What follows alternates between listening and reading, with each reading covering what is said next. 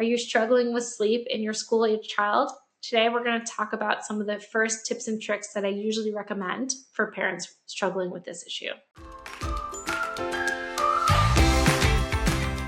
Welcome to the Beehive Doc Talks with Dr. Blair Rolnick. As a pediatrician and mother herself, Dr. Rolnick is here to answer your most pressing parenting questions and guide you through the tough spots. Welcome back to Be Kind Pediatrics. For those of you who are new to the show, my name is Dr. Blair Rolnick. I'm a board-certified pediatrician and mom myself. On last week's episode, we have the pleasure of having Kate Ferracci with us, who is the founder of It Starts With Sleep. She's a certified pediatric sleep consultant, and we talked a little bit about common problems that arise in school-age and preschool-age children and initial steps and thoughts on how to troubleshoot them. Today, I want to talk a little bit more about school-age sleep and kind of some of the initial steps and thoughts I have when I identify a child with sleep disturbances. So right off the bat, before I go any further, I like to tell, especially training doctors, when you get to the sleep part of the evaluation for a well child exam, it's really important to ask very specific questions about sleep, because some families don't automatically come forth and say that they're struggling with sleep problems. So I like to be really specific in my assessment of sleep and ask, when is your child going to sleep? When are they waking up? When they wake up, do they have any headaches? Are they sleepy during the day? Do you find that they sleep, like if they have a car ride or certainly in the classroom? How are they doing with night times? Do they sleep through the night? Do they frequent night wake-ups? Do they ever wet the bed at night? Or do they wake up and do you find them that they're talking to themselves or having nightmares? So taking a really, really good and thorough sleep history is the first important part. Because my first job as a physician is to make sure that there are no medical reasons for why a child might not be getting adequate sleep or maybe having sleep disturbances. Some of those might be things like obstructive sleep apnea or night terrors, or parasomnias, which include night terrors and night walking. Restless leg syndrome is one of them as well.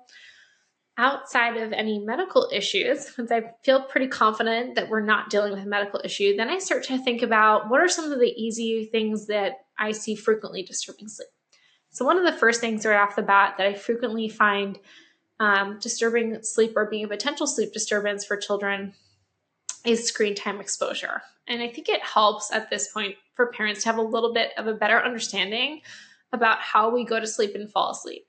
Because I think that you can use this information as a parent to empower yourself on helping your child get optimal sleep. So there are many hormones involved in sleep, and sleep is incredibly complex. We're still studying it and learning a ton about it every day.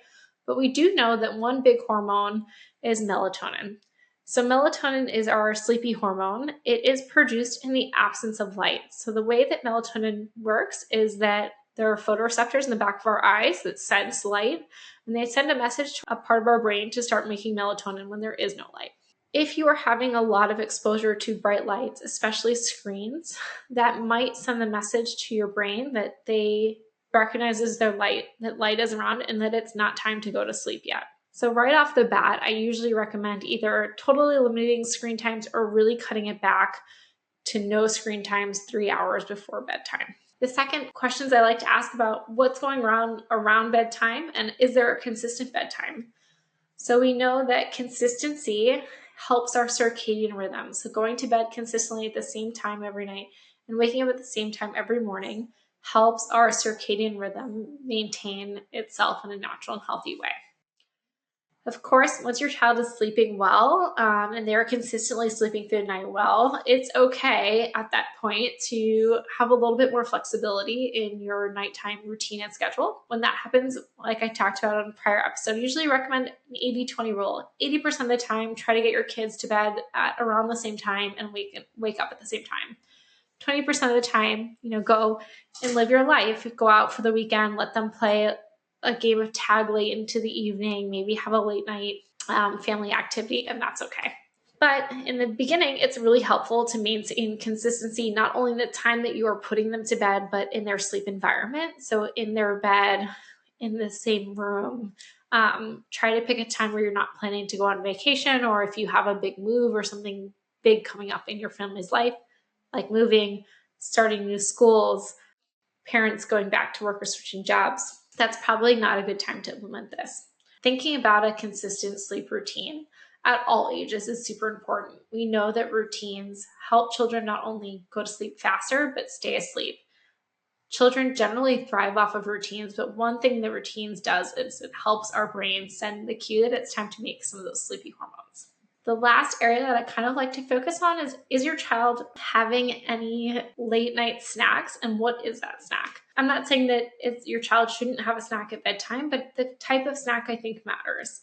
So we do know there are studies that show foods that are caffeinated or have high glycemic indexes impair our sleep in a bad way.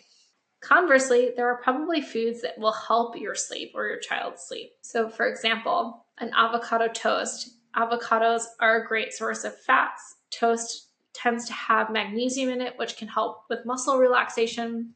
The carbohydrates are not super high glycemic index foods if you're choosing appropriate bread, and so that can be one way to help promote sleep. Another great late night or pre-bed snack might be oatmeal, some oats with berries and some sort of nut if they're age appropriate and they're at an age where they can have nuts. Especially things like walnuts, they are high in DHA. We again know that DHA helps us go to sleep and stay asleep. Oats are a great source of tyrosine and tryptophan. Tryptophan is another hormone that helps us go to sleep. And berries provide that nice complex carbohydrate to keep you not getting spikes in your sugar all night long. Another good one might be like a whole grain cereal. So cereal and whole grains, again, help with maintain a steady state sugar level. And milk can have some tyrosine release, so help with our sleep as well. You don't want to have like a gallon of milk because it'll make you want to wake up and pee in the middle of the night, but a little bit of milk and a whole grain cereal might be another nice alternative choice.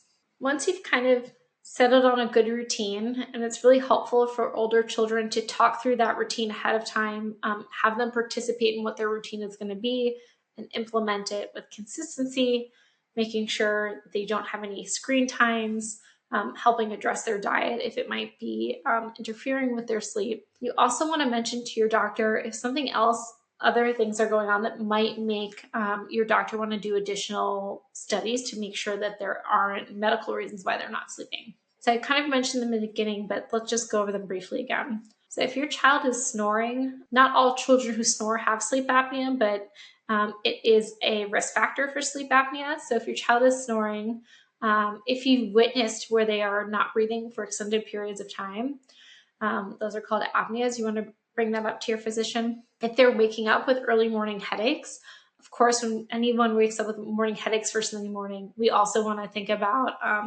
things like brain tumors, but we also should be thinking about sleep apnea. If they are wetting the bed in the middle of the night when they were previously potty trained, so if they went 6 months with pretty consistently not having accidents at night and all of a sudden are wetting the bed again, we should also be thinking about sleep apnea. If they're super hyperactive or they're struggling with hyperactivity and inattentiveness, or they have new onset behavioral issues, also we should be thinking about sleep apnea and taking a really detailed sleep history. About 10% of kids with ADHD do have comorbid sleep apnea or actually have sleep apnea. So addressing their sleep needs is super important.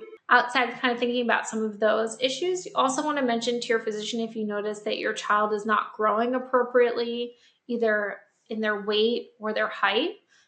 Growth hormone and our hormones that affect how full and hungry we are also heavily involved in our sleep architecture. So it's an important thing to think about if your child's not growing appropriately, could something be going on with their sleep? Likewise, if they are not growing weight, is there something maybe going on with their sleep outside of nutrition and kind of GI and endocrine causes? You also want to have your pediatrician do a really thorough examination of their ears, nose, and throat, as well as their neurologic exam. So if your child has low tone or low strength, that might put them at risk for sleep disturbances. If they are mouth breathing all the time, or they have really large tonsils, Again, that doesn't mean necessarily that you have sleep apnea, but we should be aware, your pediatrician should be aware about it and evaluating for possible sleep apnea in those cases. So this is by no means a comprehensive assessment of your child's sleep, but if you are struggling with sleep in your child, I hope you find this information empowering and gives you some thoughts or things to think about and potentially bring up with your pediatrician. If you have any thoughts or concerns, or you're struggling with sleep and have specific questions, please leave them below. Thank you for watching The Beehive Doc Talks with Dr. Blair Rolnick.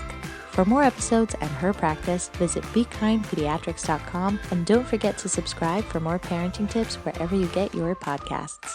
This information is for educational purposes only. It is not medical advice. Always seek medical advice from a qualified physician.